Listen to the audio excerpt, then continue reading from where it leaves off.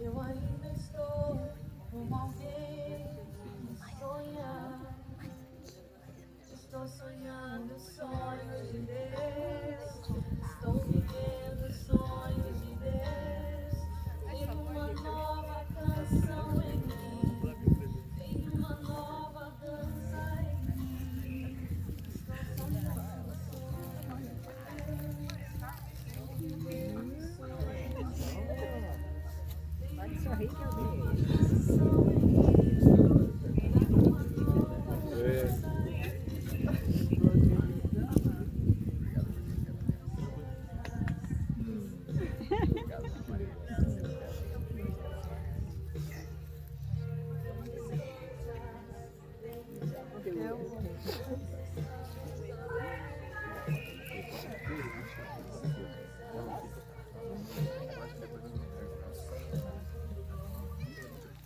Olá, bom dia a todos.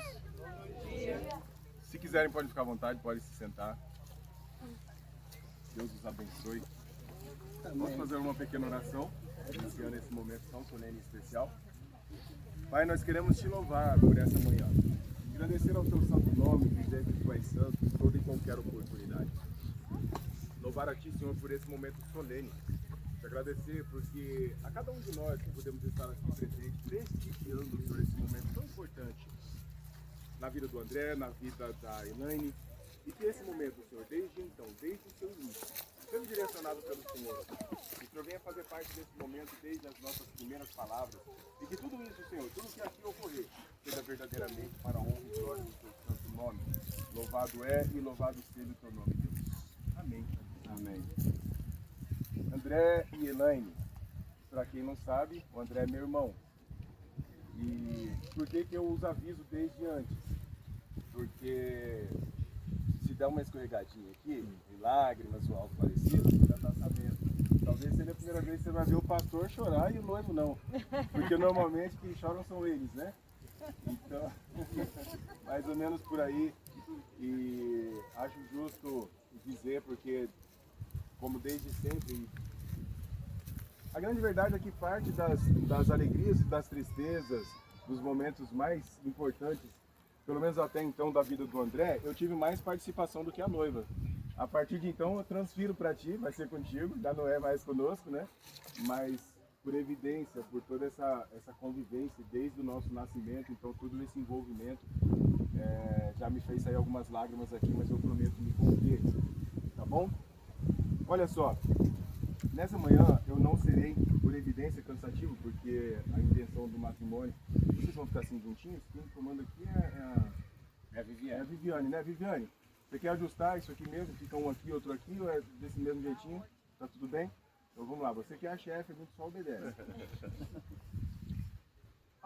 Alguns ministros não gostam de intitular mensagens, pregações, ainda sendo uma ministração para casamento, sendo uma cerimônia de casamento, eu opto sempre por trazer um título, porque ao trazer um título, pelo menos eu, e de repente eu não sei você, tem uma maior facilidade depois de se lembrar o que é que foi dito ali.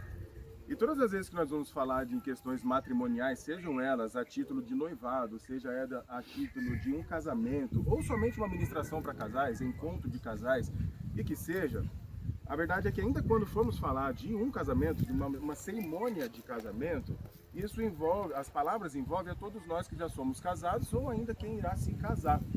Então, por evidência, as palavras serão direcionadas aqui ao André e à Elaine, mas também por evidência, eu tenho certeza que o Espírito Santo vai falar ao seu coração e por esse motivo eu opto por intitular essa mensagem então como Seja Feita a Sua Vontade. Eu vou trazer uma pequena reflexão dentro da oração do Pai Nosso, vou fazer uma pequena leitura, que seja feita a vontade de Deus, amém? E que seja feita a vontade de Deus nas nossas vidas. Olha só, eu vou trazer dois pequenos textos, não vai ser o Pai Nosso inteiro, será só o versículo 9 e o versículo 10, e também Romanos 15, o versículo 2 e o versículo 16, e na junção você vai entender. Romanos, capítulo 2, capítulo 15, versículo 2, diz assim: cada um de nós deve agradar ao seu próximo para o bem dele, a fim de edificá-lo. Já o versículo 5 e o 6. O Deus que concede perseverança e ânimo, dê-lhes um espírito de unidade, segundo Cristo Jesus, para que com um só coração e uma só boca vocês glorifiquem ao Deus e Pai de nosso Senhor Jesus Cristo. Agora a oração do Pai Nosso. Mateus 6, versículo 9, vai dizer assim: vocês orem assim: Pai nosso que estais no céu, santificado seja o teu nome. Venha o teu reino, seja feita a sua vontade, assim na terra como no céu. Eu quero vir só até aqui e a gente trabalha um pouquinho mais. Essa oração do Pai Nosso, para nos ambientizarmos, ela está dentro daquela famosa mensagem de Cristo, o Sermão da Montanha, que todos nós já ouvimos falar, que compete o capítulo 5, capítulo 6 e capítulo 7 de Mateus. Jesus está no monte e ele opta por trazer essa pregação, e dentro dessa pregação também está essa oração que ele traz como uma oração modelo, não uma oração a ser repetitiva, mas para que nós tenhamos um entendimento de coisas que se devem ser, onde os nossos corações devem estar voltados quando nós estamos orando ao Senhor. Então estão ali os princípios basilares que se competem em uma oração, e não necessariamente orarmos dessa forma. E do capítulo 5 ao capítulo 6, ele passa também ao capítulo 7, e finalizando o capítulo 7, aquela parábola que todos nós conhecemos, que vai falar ali do homem que construiu a sua casa sobre a areia, o homem que construiu a sua casa sobre a rocha, né? E aquele que não, o que constrói sobre a areia é considerado então como um imprudente, e aquele que constrói sobre a rocha, que é Cristo, é considerado como, é um insensato, o outro é o prudente, né? Está lá no finalzinho, que é Mateus 7, versículo 24. Enfim, diga de passagem, Jesus faz essa ministração, essa pregação, que passa por praticamente todos os porquês, todos os princípios bases também da vida do ser humano nessa terra. Ou seja, praticamente tudo que compete a minha e a sua vida aqui nessa terra, Jesus faz alguns pormenores ali dentro desta oração. Por evidência, como é de saber de todos nós, Jesus teve um ministério de 3 anos na terra, né? Foram 30 anos de preparo para 3 anos de ministração. Então, por evidência também, durante esses 3 anos, ele não conseguiu colocar, não daria tempo de colocar pormenores. Aliás, você sabe que Jesus também não escreveu nenhuma das cartas, né? Todas as cartas foram escritas após ele. Apesar de nós sabemos ali de Apocalipse, onde Jesus cita as 7 cartas ali para as igrejas da Ásia, mas aquilo ali ele dita e João escreve. Então são as epístolas de Cristo, né? Porém, escrita por João. Mas vamos lá, dentro disso, em a sequência do Novo Testamento, o apóstolo Paulo e outros escritores vão dando alguns pormenores das coisas em que Jesus falou. Por isso, eu fiz uma pequena leitura dentro da carta de Paulo aos Romanos, e a gente vai dar uma pequena pincelada dela em cima dessa ministração do Sermão da Montanha. Porque o próprio apóstolo Paulo fala algumas vezes: olha, agora digo eu, não Cristo.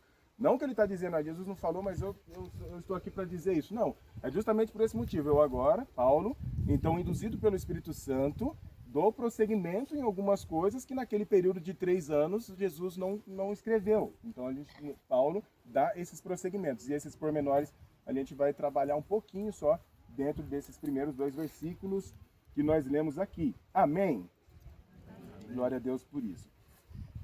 Na oração modelo, justamente no versículo 9, aqui no versículo 9, somente a parte A, onde ele fala do Pai Nosso, ele inicia mostrando essa importância da nossa união como filhos. Veja que na oração modelo, ele fala Pai Nosso e não Pai Meu. Então já não estou mais orando sozinho. Entenda a importância de uma oração, que ainda dentro de uma oração, urge a necessidade de uma unidade. Por evidência, nós não estamos falando aqui de uma relação matrimonial. Nós estamos falando de uma questão comportamental. Amém?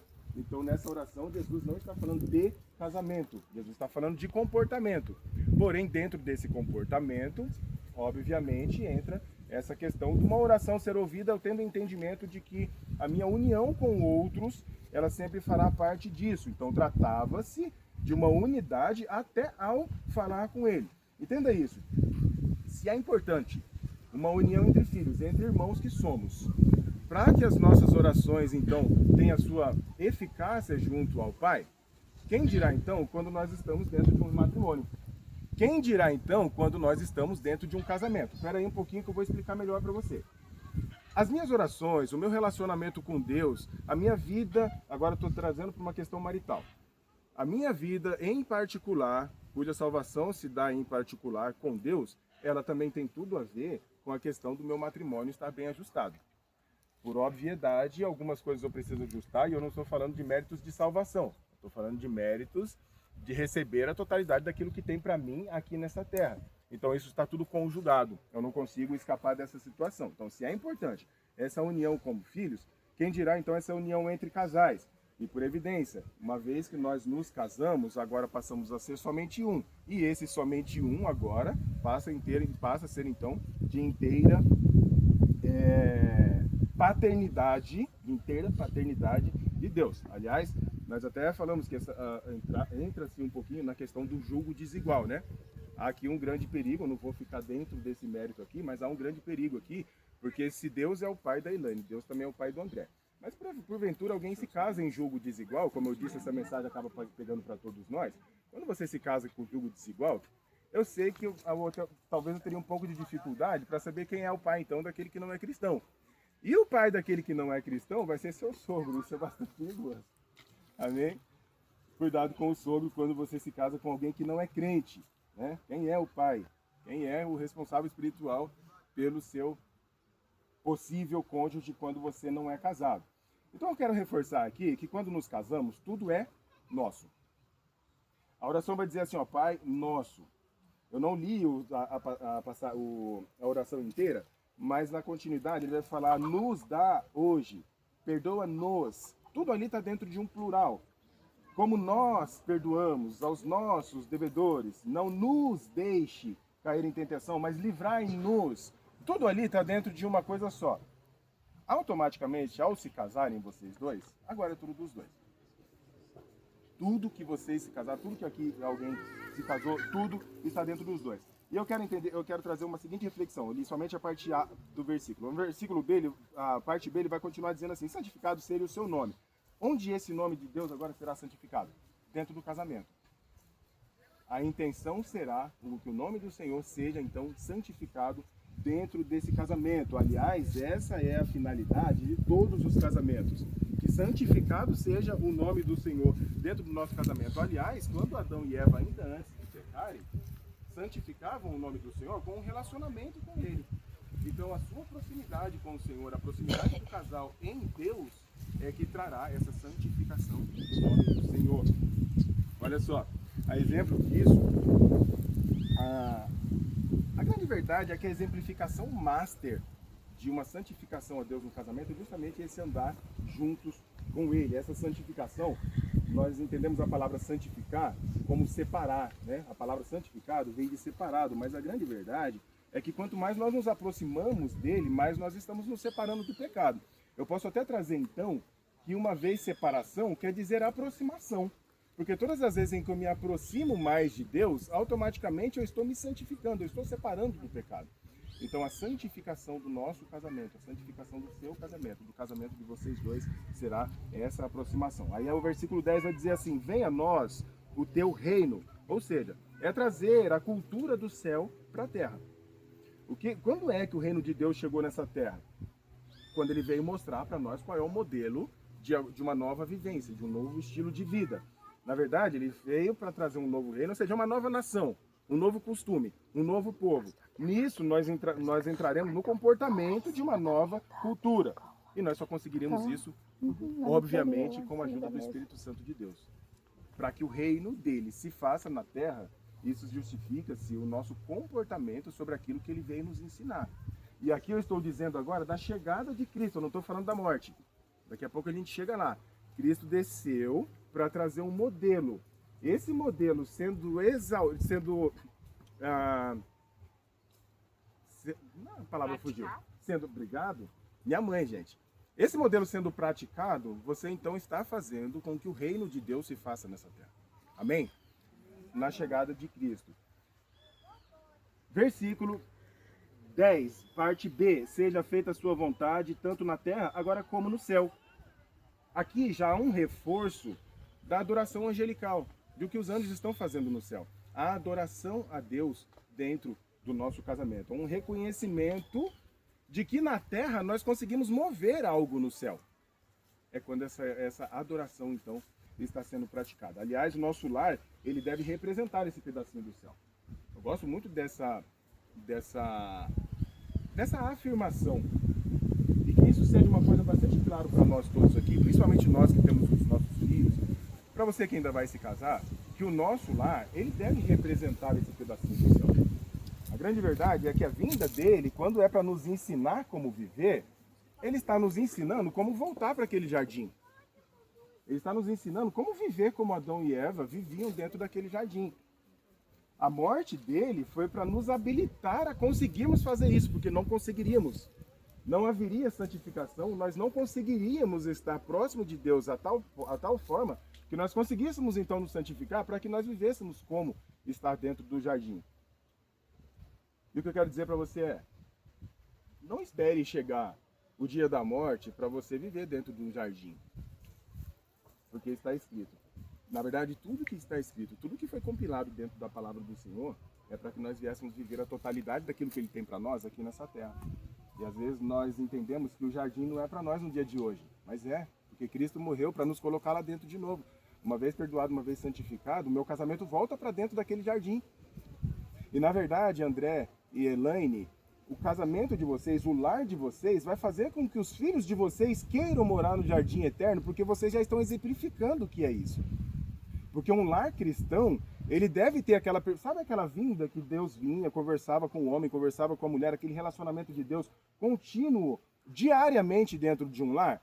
É isso que um lar cristão precisa representar para os nossos filhos, para que os nossos filhos queiram morar no jardim celestial. Então, a minha casa exemplifica hoje esse jardim. A casa de todo mundo que casa-se e vive no Senhor.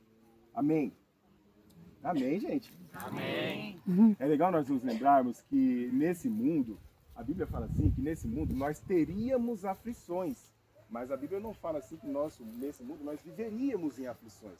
As aflições estão aqui, mas aquele que serve ao Senhor vive em paz ainda em meio à guerra. Porque às vezes nós, quando se fala de voltar ao jardim, de viver essa plenitude do Espírito Santo aqui na terra, também assim, né? Não, mas isso é só para aquele dia. Não é não. Por evidência vai haver choro, vai haver pranto, nós vamos sofrer dores, né? Mas a grande verdade é que com o Senhor é tudo diferente. E olha só, e agora? Seja feita a tua vontade, vai incluir o versículo que eu acabei de ler há pouco, lá então em Romanos, quando Paulo dá prosseguimento em alguns pormenores. E aí ele vai dizer assim, eu vou ler novamente. Portanto, cada um de nós deve agradar ao próximo, visando o que é bom para o aperfeiçoamento dele. Ou seja, para o aperfeiçoamento, então, do outro, André. Para o aperfeiçoamento da Elaine. Elaine, para o aperfeiçoamento dele. Eu vou ler novamente. Portanto, cada um de nós deve agradar ao próximo, visando o que é bom para o aperfeiçoamento dele.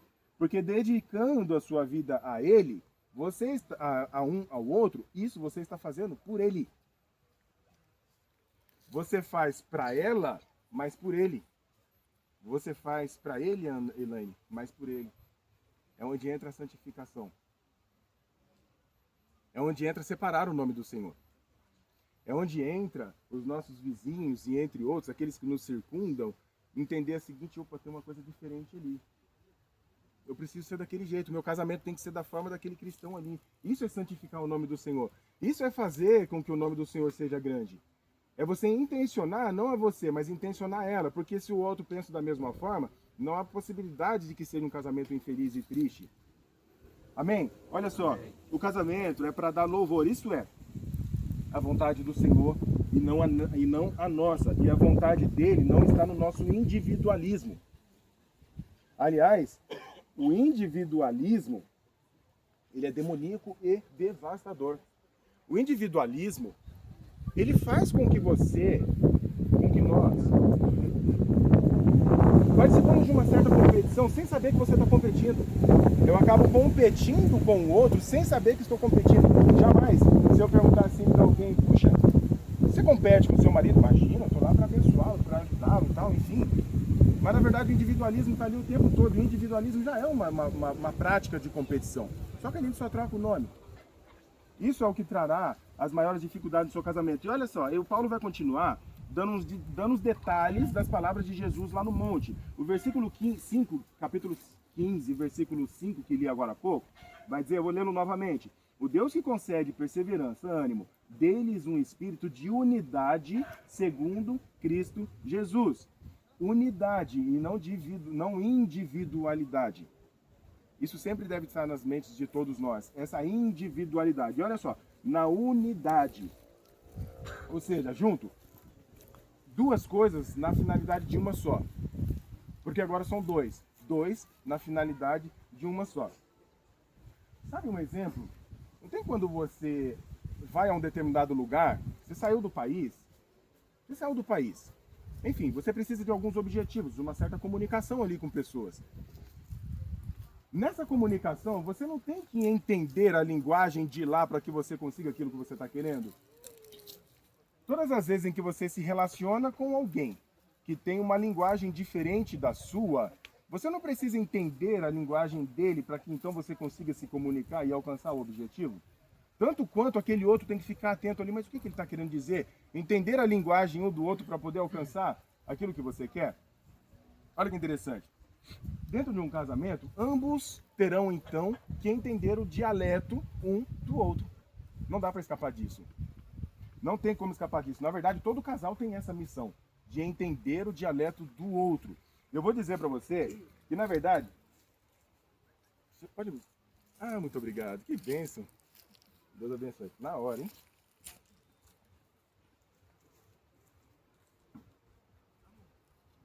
Quando eu quero só falar no casamento, quando eu quero só falar dentro do matrimônio, tá tudo bem, eu posso só falar. Mas ser entendido é uma outra questão. Falar é uma coisa, ser entendido é uma outra coisa totalmente diferente. Eu preciso entender que se eu não estudar o dialeto, André, se você não estudar o dialeto da Elaine, como é que ela se comunica?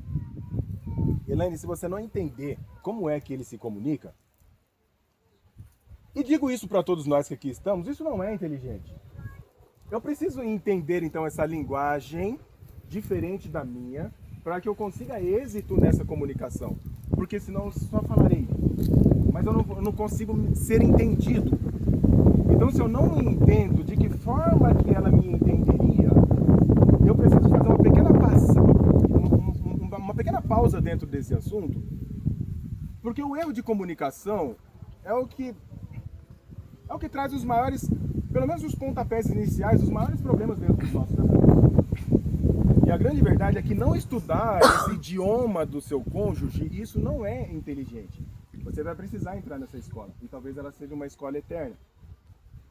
E querer que o outro estude o seu, mas eu falei, você não entendeu, eu falei desse jeito, mas eu já falei, eu já tinha falado. Querer que o outro estude a sua linguagem, mas você não estudar o do outro, isso também entra no orgulho. isso já vai entrar no individualismo. Entende? Olha que interessante. O orgulho é louvor para si. E nós acabamos de ler, ou acabamos de falar, que o louvor do casamento não tem que ser para ele. O orgulho sempre, santificado seja o teu nome, não o meu nome. Então aqui não é mais para o meu gosto, aqui já não é mais para o meu prazer. Aquilo, tudo agora que eu intencionar é para que glorifique o nome dele. E se glorificar o nome dele é eu agora entender a sua língua e falar no seu dialeto, é isso que eu vou fazer. Parece uma coisa bastante simples, mas enquanto nós não entendermos o formato em que o outro te entende, nós vamos ficar ali, embate em cima de embate, e a gente acaba não passando de fase. Casamento é uma escola de idioma onde os dois estudam, porém não para falar a mesma língua, para falar línguas diferentes. Nós não vamos estudar duas línguas diferentes para a gente fazer uma só. Não vai ter como, você vai ter que a vida inteira falar a língua dele, porque ele nasceu com esse dialeto. Sabe o gringo, quando você sabe que ele é gringo porque fica dando aquela arrastada ali, você sabe, anos e mais anos, mas ainda dá aquela arrastadinha ali, você sabe que ele veio de longe? É a mesma coisa no casamento, existem coisas que a Ana, ela vai ter que falar no meu linguajar, porque eu não vou conseguir, porque foi desde que eu nasci, que eu aprendi com a minha mãe como falar dessa forma.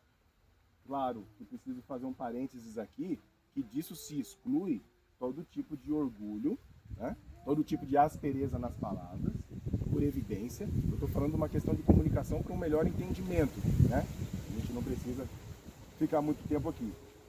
Mas eu não sei se você já teve isso. Alguém já passou por isso aqui de, poxa, parece que eu estou falando grego. Alguém já falou isso aqui? Parece que eu estou falando grego com você? Hã? E sabe o que eu quero dizer para você? Obrigado pelo riso, porque o errado era você mesmo. Tu era o errado. Você estava falando grego mesmo. E ele não fala grego. Você vai ter que falar na linguagem dele. Você vai ter que falar na linguagem dela. Você falou grego. Pensa numa coisa estranha. Pensa umas centelhas, umas fagulhas de alguma encrenquinha lá em casa. É quando a Ana pede para mim achar uma meia, alguma coisa dentro da gaveta. Alguma coisa que está dentro daquela gaveta. Ô, gavetinha. Eu não acho, não tem como. E na hora que ela pede para mim procurar alguma coisa ali, para achar alguma coisa ali no guarda-roupa, meu coração já acelera. Porque eu não vou achar. Mas o negócio está na minha cara, mas eu não vejo. E os meus filhos estão ali de prova. Eles, na hora que ela pede para mim pegar alguma coisa no guarda-roupa, já fica todo mundo assim, ó, vai dar encrenca esse negócio aí. Ana, não é melhor você ir lá e pegar? Não, você vai achar assim, aí começa. E não acaba esse negócio. Tá falando grego, eu não consigo achar. Todo casamento que é chato é porque tem alguém lá vivendo para si. Tem alguém lá que não está querendo entender, não está querendo fazer ou usar esse linguajar diferente. É como dizer assim, ó, estude a minha língua, porque eu não tenho obrigação de estudar a sua. Você tem que me entender, você vai ter que estudar grego. E a grande verdade é que não é a vontade sua. Seja feita a tua vontade. Nós vamos fazer a vontade de Deus e não a nossa vontade. Então a língua que nós temos que estudar agora é a língua da palavra de Deus. Cuja língua da palavra de Deus vai me fazer com que eu entenda a linguagem dela e opte por me comunicar com ela daquela forma. Opte por comunicar-se com ele daquela forma. A Bíblia irá nos induzir a fazer essa fusão então de dialetos, cujos dialetos serão usados sempre. Eu não sei, mas às vezes eu tenho a impressão que parece meio estranho, né? Eu entro num casamento, mas e a minha vontade? A minha vontade nunca mais vai acontecer. A grande verdade é que a sua paz está em fazer a vontade dele, não está? Porque assim, sabe aquela coisa que, puxa, se casar, principalmente casamento cristão, eu vou fazer a vontade do outro e tá? Mas isso não está meio estranho, não? Sempre fazer a vontade do outro? Olha, você pode fazer a sua também. A consequência disso é não ser feliz. A consequência é não ser feliz. Porque fazer a vontade do Senhor te fará feliz. Então qual é a vontade? Qual é a vantagem de não fazer a vontade de mim mesmo? Felicidade no casamento. Só isso. Porque o propósito de todo casamento é fazer a vontade do inventor dele. Talvez uma das coisas que nós nos esquecemos é isso. É que o criador, o inventor do casamento é o Senhor. Então, por evidência, que a linguagem dele, cuja palavra do Senhor nos expressa, é que vai fazer com que tudo isso dê certo. E eu quero concluir finalizando aqui com as instruções de Jesus, um pouquinho antes da oração modelo.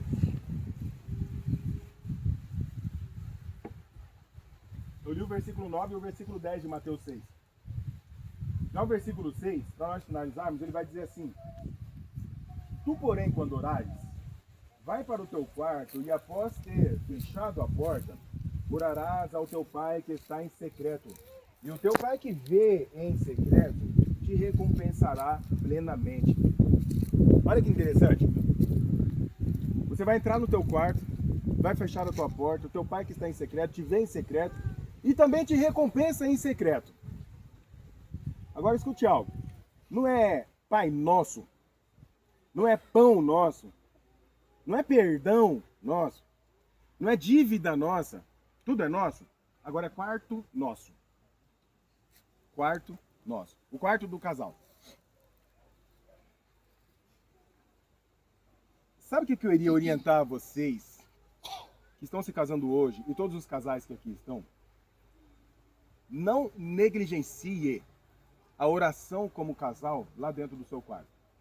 Não negligencie. Existem bênçãos no secreto que você só vai ter noções dela uma vez que no secreto você se apoderar dela. Com essa porta fechada. A oração conjugal. A força espiritual que isso tem, ela é incomensurável do casal que ora junto. Porque o casal que ora junto, ele acaba então recebendo essa habilitação para apalpar tudo isso que o Senhor projetou para o casamento. Para colocar as mãos em tudo isso que então está para você, mas então estava no secreto. Sabe quando às vezes o casamento ele vem e vai passando e a gente vai ali trancos e barrancos, parece que tem um dente da catraca que quebrou, aí quando passa que ele dá aquela travada, ele passa aquele... Às vezes o dentinho da catraca está no secreto. Está nessa oração com a porta fechada. E fica então essa orientação a todos nós que aqui estamos. Adote essa prática do quarto do casal com a porta fechada e o casal orar ao Senhor. E os méritos da oração, o que vocês colocarão para ele lá, isso já é entre vocês e ele. É entre você e o pai. Mas não negligencie essa bênção ao seu casamento desta oração com as portas fechadas. Ela vai te habilitar, por exemplo, lá Romanos 15, e o versículo 5 e 6, o versículo 6 que eu vou repetir novamente. Ele vai dizer assim, olha, o Deus que concede perseverança e ânimo, deles um espírito de unidade, segundo Cristo Jesus. Aí agora o versículo 6. Para que com um só coração e uma só boca, vocês glorifiquem ao Pai e o Pai de nosso Senhor Jesus Cristo. Amém. E nós só conseguiremos isso fazendo uso do manual, fazendo uso dessa palavra. Fazendo uso dessa palavra, eu fecho com a seguinte frase, o título da mensagem: seja feito a vossa vontade. E que seja feita a vontade de Deus no casamento de vocês. Amém? Amém? Louvado seja Deus por isso.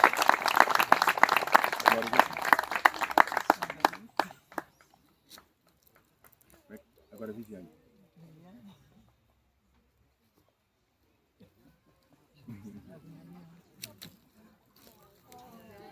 Oh, meu Deus.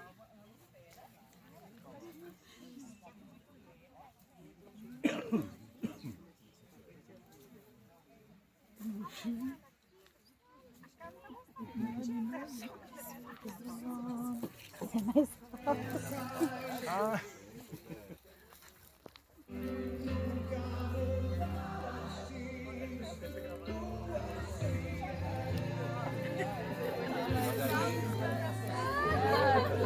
Que bonitinho. Nossa, Deus.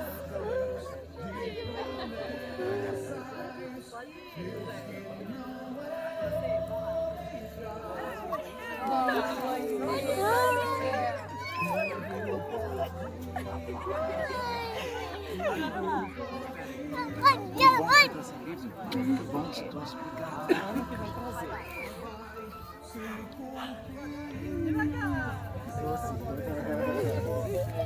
É um presente. É um presente. Dá um presente. Da sua bolsa. Vem. Tá na minha bolsa. Vai. Ele tá tirando da bolsa pra dar pra você. Ah, sim, com certeza. E isso aqui nós vamos entregar a caixinha pra tia, pro tio. Eita, você quebrou. Lá, leve lá.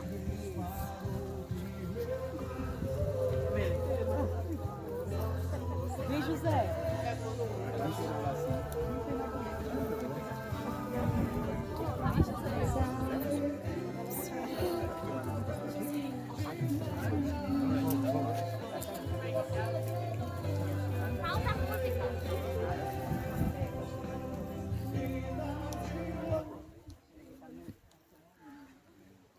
Pastor Jefferson, pode fazer um favor? Pois não. Pode me fazer um favor? Nossa. Pode se posicionar aqui. Nós vamos fazer os votos da aliança. Ok. E logo em seguida o pastor Jefferson vai estar orando. Pastor Jefferson, pastor da Elaine, é isso? E o pastor Jefferson estará então encarregado aí de dar prosseguimento. Para quem não sabe, eu moro lá em São Sebastião, que é no litoral norte de São Paulo. E o pastor Jefferson, por evidência, vai estar então nos auxiliando nas questões espirituais dos nossos casamentos.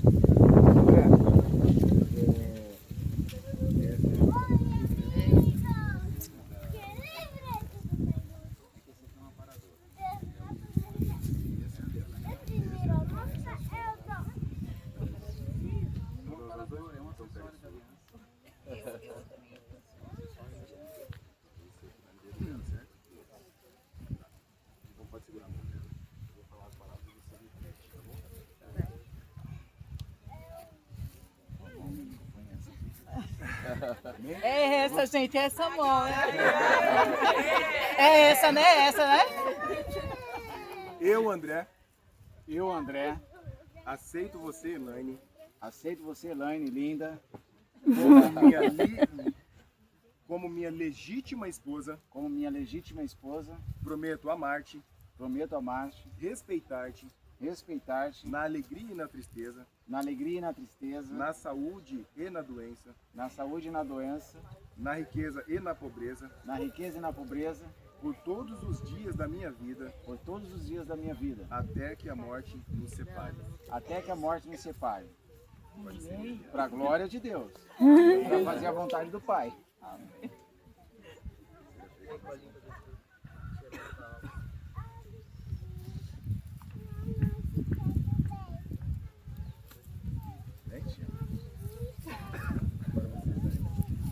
André.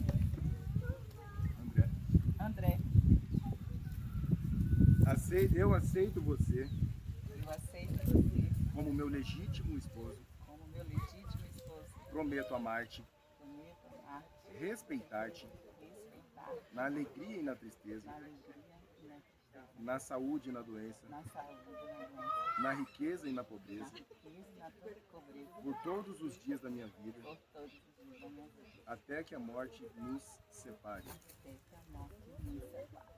Amém? Amém. Agora o pastor Jefferson vai fazer uma oração com suas mãos dadas. Pode ser aqui, pastor? Amém. E só depois da oração que vocês podem dar o beijinho. Vamos orar, se você puder ficar de pé.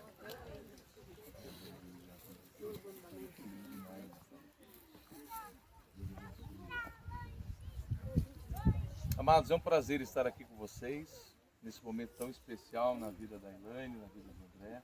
Obrigado por compartilhar esse momento, pastor também.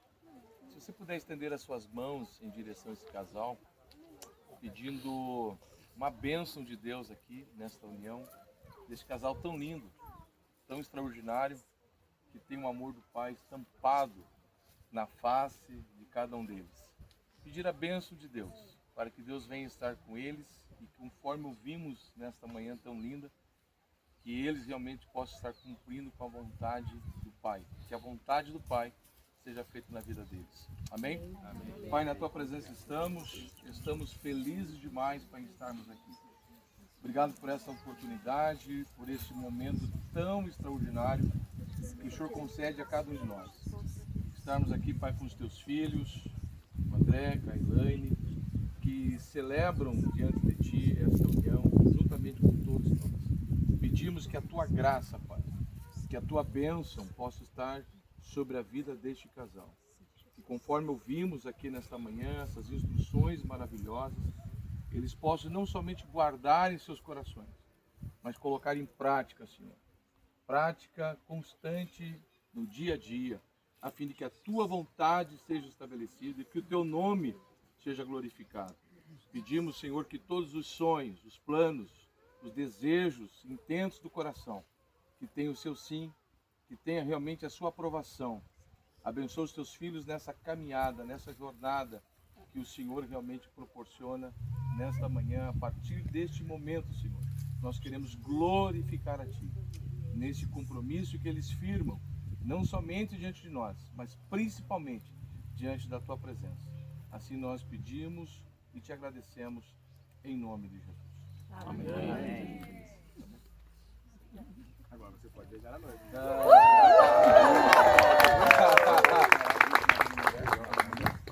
Depois? É depois. Só beija a sua noiva.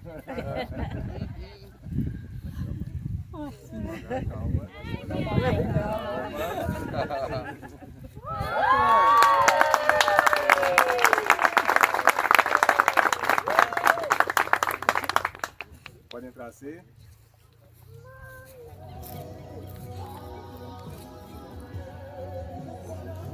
Que lindos, filhos dela. Ah, Glória, os filhos da Elaine.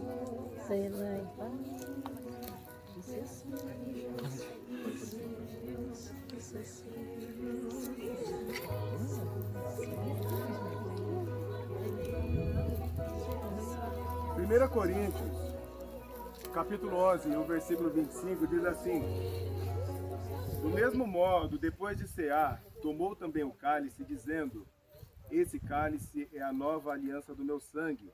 Fazei isso todas as vezes em que o beberdes em memória de mim. O símbolo do cear, o cálice, é o símbolo do sangue de Jesus, derramado pela remissão dos nossos pecados, para que fôssemos redimidos. Já o ato, a memória em si, do beber esse cálice, é um ato de memória em Jesus, justamente por esse sacrifício. Eu achei muito interessante quando alguém ontem, agora pela manhã, o André falou dessa eu não conhecia ainda, aliás, nunca tinha visto, né? Mas achei bastante interessante o simbolizar da primeira ceia do casal, agora como casados. Por isso, então, tome você o seu cálice e o pão. E você pode cear e, consequentemente, tomar. Amém?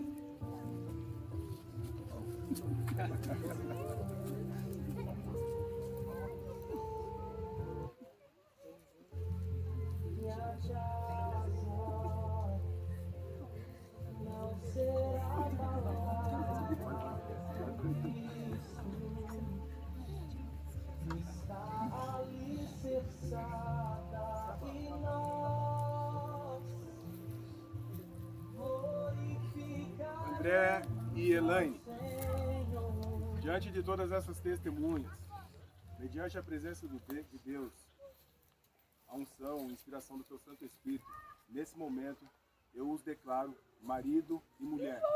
Novamente.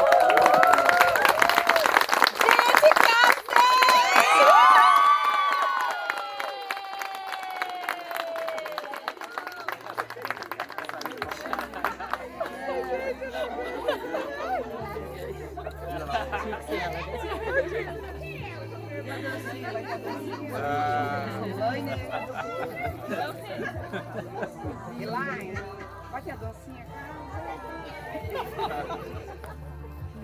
Quem vai tirar o buffet?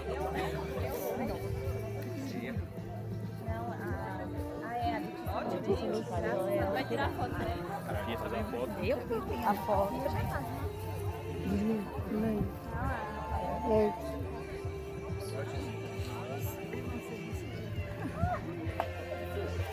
Aplausos, pessoal!